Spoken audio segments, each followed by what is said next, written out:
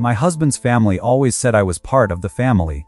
But when his mother organized a family portrait, I was asked to step aside while everyone else smiled. That night, I printed my own photo album, and the cover made every relative call me within minutes. I always believed that love could overcome any obstacle. That marriage wasn't just about two people, but about blending lives, families, and histories. When I married Daniel, I thought I was stepping into a world that would accept me for who I was.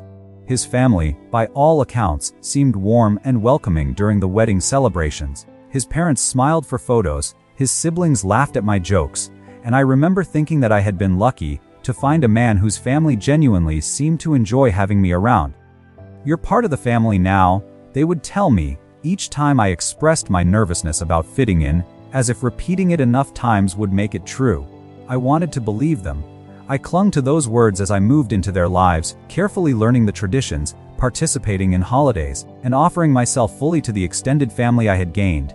On paper, everything was perfect. In practice, however, subtle cracks began to form, tiny slights I brushed off because Daniel insisted I was overthinking things. The first time I noticed a difference in how I was treated was at a Sunday brunch at his parents' house. Daniel's mother, Claire, had prepared a lavish spread, complete with homemade pastries and freshly squeezed juice. Everyone crowded around the kitchen island, chatting and laughing, while I tried to join the conversation. I mentioned a recent project at work, expecting the same light-hearted interest the others showed in their stories. Instead, there was a polite, almost imperceptible pause, followed by a nod, and then Claire immediately turned the attention to one of her other daughters-in-law, asking her about a trivial domestic matter. I shrugged it off, thinking maybe it was coincidence, maybe my timing was off. But similar incidents began to accumulate. I would offer to help, and my offers would be gently declined. Yet when someone else did the same, praise would be heaped upon them. Compliments from family members were minimal and often overshadowed by subtle critiques or the quiet comparison to someone else's accomplishments. Despite these moments, I held on to the promise that I was part of the family. Daniel always reassured me, often with a sigh and a squeeze of my hand, that I needed to be patient and that his mother didn't mean to hurt me. I took comfort in his words, in the idea that familial acceptance sometimes came slowly and required endurance. Over the years, I tried to integrate myself. I learned family recipes, attended every holiday, remembered birthdays, and even took up hobbies that some of his relatives enjoyed, like gardening and knitting. I smiled when I was tired, laughed when jokes were made at my expense, and avoided conflicts even when I had strong opinions. Each small gesture of participation seemed to go unnoticed, and yet, each time someone said I was part of the family, I wanted to believe it. Then came the day of the family portrait. A day I had anticipated with both excitement and anxiety. Claire had orchestrated it down to the smallest detail, coordinating outfits, arranging lighting, and even planning the exact positioning of each family member in the photo. When we arrived, I followed her directions, adjusting my dress and positioning myself at the edge of the group. As the photographer readied the shot, I noticed the fleeting glances exchanged between relatives, whispers I couldn't hear clearly but that carried the unmistakable rhythm of exclusion. Then Claire, smiling but firm, said to me, "Why don't you step aside this time, dear? This is just for the original family members." My heart stopped. I forced a polite laugh, retreating to the side while everyone else posed and smiled. The camera clicked, capturing an image I would never appear in, a perfect family tableau from which I was conspicuously absent. I wanted to cry, to demand an explanation, but Daniel's hand on my shoulder prevented me from reacting.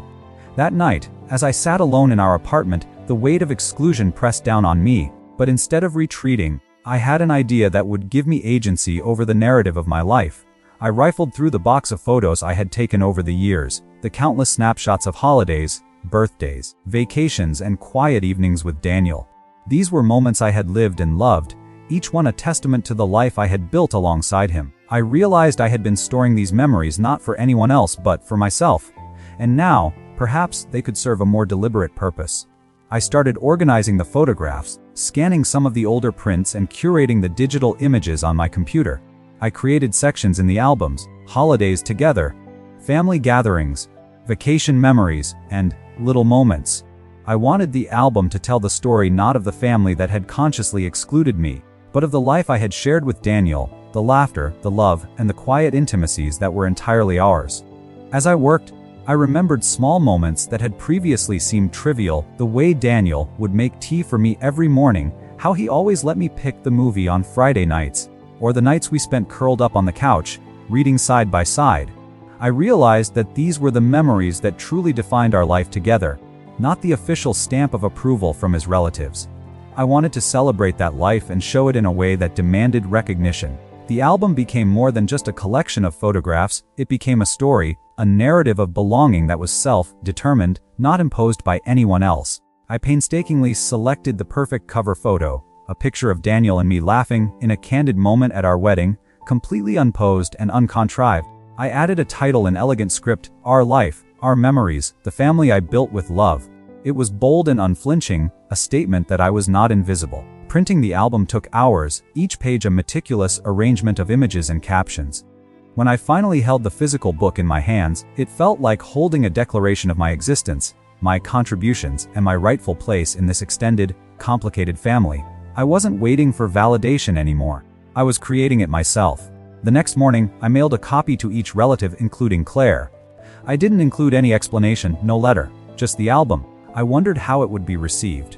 Part of me feared rejection, another part hoped they might see what I had quietly endured, the life I had embraced, despite being subtly sidelined. The first phone call came within minutes. Claire's voice was a mixture of astonishment and embarrassment, a tremor in her words that betrayed her discomfort. I didn't realize you put so much effort into this, she stammered. One by one, other relatives called, their voices oscillating between admiration and guilt. My husband watched silently as I listened, a sense of vindication swelling inside me. No one had asked me to step aside again. They were now confronting the reality of my presence in the family in a way that could not be ignored. They had seen the joy, the care, the countless contributions I had made, all captured in a book they couldn't dismiss. It was surreal to hear their reactions, but also incredibly liberating. For the first time, I wasn't waiting for approval or struggling to convince them of my belonging. I had created a testament that was undeniably mine, undeniable in its truth. And yet, amidst the flurry of calls and apologies, I felt a deeper satisfaction, not from their recognition, but from reclaiming my own narrative. I had been written out of one story, but I had written another, one that belonged to me completely. And in that story, I was not a peripheral figure, I was central. I was seen. The ripple effect of the album continued for days. Relatives who had previously ignored my presence began to invite me into discussions and events that I had once been excluded from. Invitations to family dinners, weekend getaways, and even casual outings started coming my way, often accompanied by sheepish comments or backhanded compliments that had been too rare in the past. Some apologized directly, others simply adjusted their behavior. But the outcome was the same. The unspoken hierarchy that had relegated me to the sidelines began to shift. I didn't need to demand recognition anymore. It emerged naturally from the acknowledgement of my contributions, now visible in a medium they couldn't deny. Daniel was quietly proud. Though he tried not to show it too openly, likely out of concern for the ongoing awkwardness with his mother. He admitted one evening that he had underestimated the significance of the album. "You made them see what I've always known," he said softly, his hand brushing mine. It was a moment of intimacy and validation, reminding me why we had built our life together in the first place. The experience had changed me, too. I realized that inclusion isn't always about being formally accepted by others. It's about asserting your presence in the spaces you deserve to occupy and not waiting for permission. I had discovered a sense of agency I hadn't fully recognized before, and it carried a quiet strength that I knew would guide me in all aspects of life. Family gatherings after the album were different. I was no longer the peripheral figure whose presence was tolerated but unnoticed.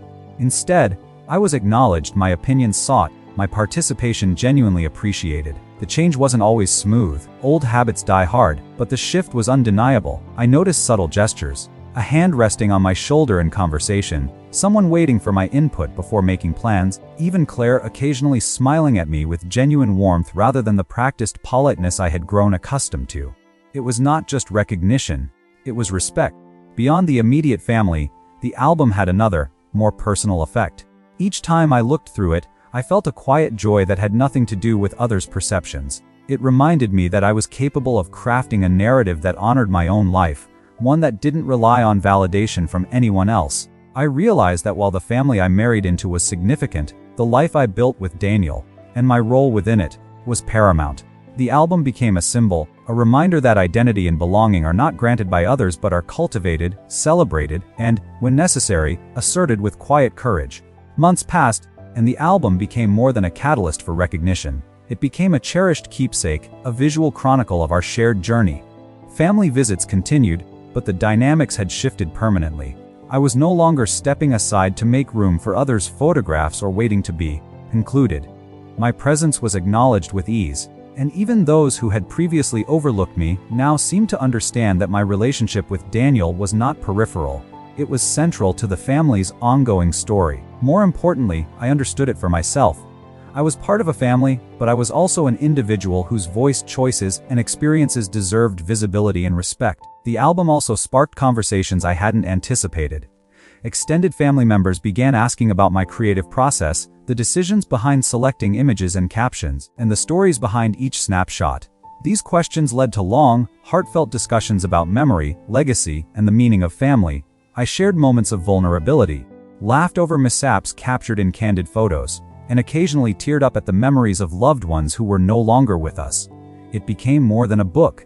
It became a bridge, connecting me to relatives in a meaningful way that had previously seemed impossible. Claire, initially embarrassed, later approached me privately. "I see now what I didn't understand," she admitted, her voice tentative but sincere. "I was focused on tradition, on appearances, and I failed to see the love and effort you brought to this family.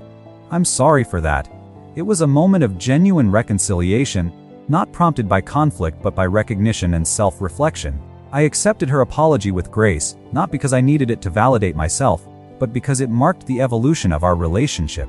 From that day forward, interactions with her became more authentic, more inclusive, and surprisingly, warmer than I had imagined possible. In the end, the experience taught me that belonging isn't always about verbal affirmations or social niceties.